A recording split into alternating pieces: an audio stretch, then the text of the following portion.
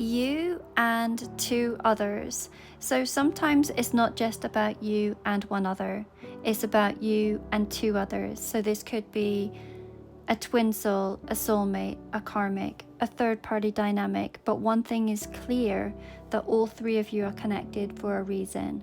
So we're going to have a look at this today. Spirit, can we please have a look at the viewer's energy right now? What do we need to know about the viewer at this time? Your energy, the viewer's energy. What is an important message to come through? We have got the Five of Swords. And for person number one, what do we need to know, please? For person number one. Person number one, what do we need to know? We have got the Hanged Man. And person number two. Let's have a look. Person number two, please, Spirit.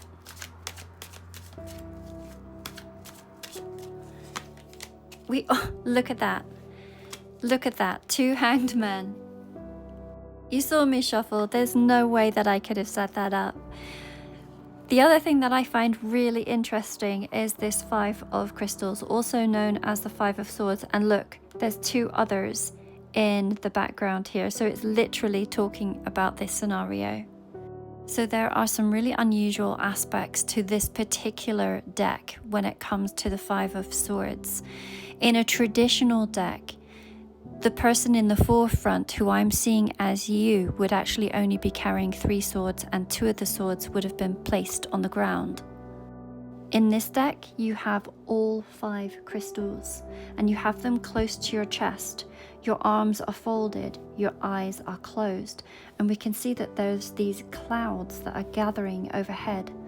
And this tells me that you're in deep thought, possibly even overwhelmed by mental noise or by emotional tension, and you're trying to protect something. This could be your truth, your peace, or your power.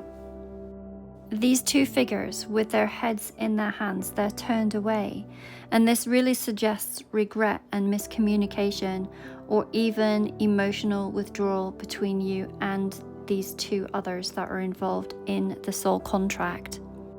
One of my personal interpretations for the Five of Swords is typically walking away from people, places, mindsets, and things that no longer serve your highest good, and that is exactly what I think you're doing in this instance. Going back to the fact that you're holding all five crystals in your arms, that is not defeat, that's resolve. The crystals have really amplified your clarity, your knowing, and your decision to move forward. So arms crossed protectively, eyes closed in reflection, you're no longer in battle, you're in alignment. You've gathered your truth, you've claimed your peace, and you're cutting away all people, all places, and patterns that no longer serve your highest good. And these two men that are standing behind you, head in hands, they're the ones who've been left stunned. That moment when someone realizes that they've underestimated your strength. And this is that. But what comes next is actually even more telling. The fact that both of these souls are now showing up as the Hanged Man, I mean, that's... there's 78 cards in each deck. You look at the odds of that, okay?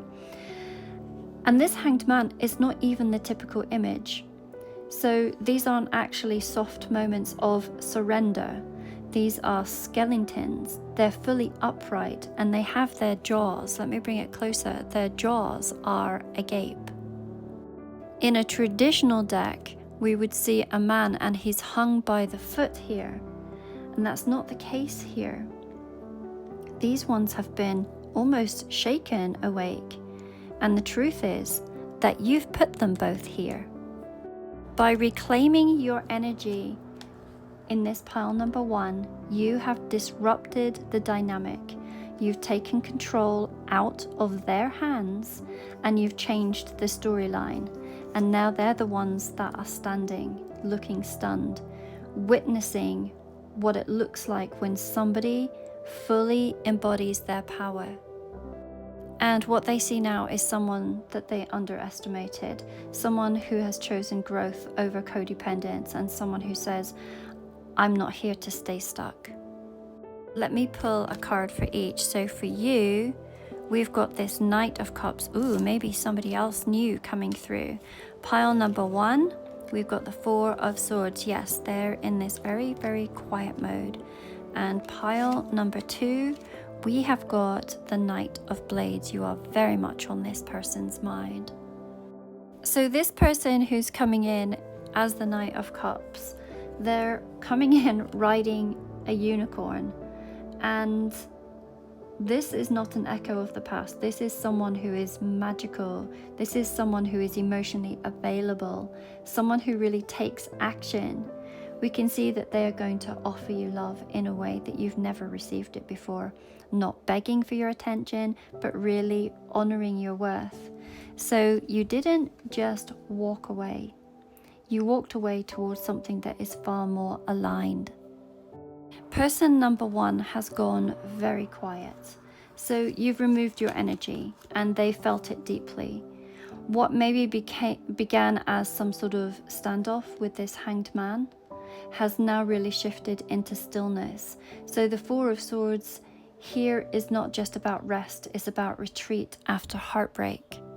I had mentioned earlier that in a traditional 5 of Swords card, it's usually 3 swords that you are holding, and in a traditional 4 of Swords cards, there is 3 swords that hang above a coffin, talking about the heartbreak, as that's what 3 of Swords indicates within tarot. So now those 3 swords, they hang symbolically over this person's resting place, and they're grieving, not necessarily out loud, but within.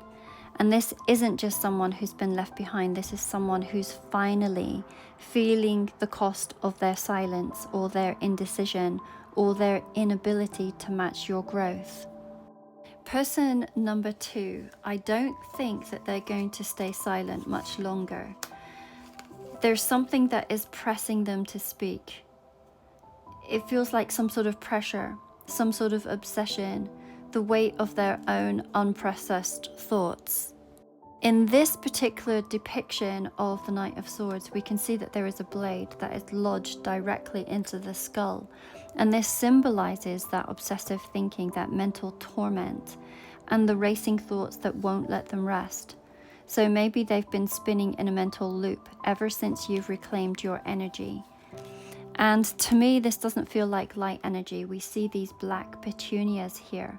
And these flowers, they're often associated with deep sorrow and resentment or regret. And this can suggest that what they carry is heaviness. What's also quite interesting is the way that the sword is stuck. And this means that they're not actually gaining new insights, they're fixated. So there's likely a strong urge to come forward, to speak, to act quickly, but it might be quite chaotic or defensive rather than grounded or redemptive. It feels like this person is in the thick of mental and emotional tempest, but where you're moving on with grace and growth, they feel like they're stuck in this aftermath, still stunned and still scrambling. Of course, this is a collective reading, and therefore it is not going to resonate with everyone, and nor is it meant to. If you would like your own private reading, there is a link in my bio where you can find same-day readings, or we can do soul contract readings. I only do have 2 accounts on TikTok. One is the one we're watching right now, and the second is here, Avalon the Living Oracle. And this is a non-tarot site.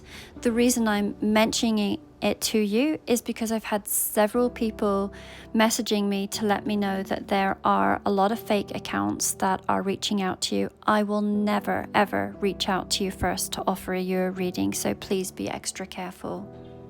The link to all my services are the same on both of these sites, and I will show you here where you can find the readings. Tarot readings are placed at the top here, and you can scroll across to see all of the different offerings of tarot that I have. For those of you that are interested in online beginners or intermediate tarot, then there are some classes here that are available, and they have the possibility of certification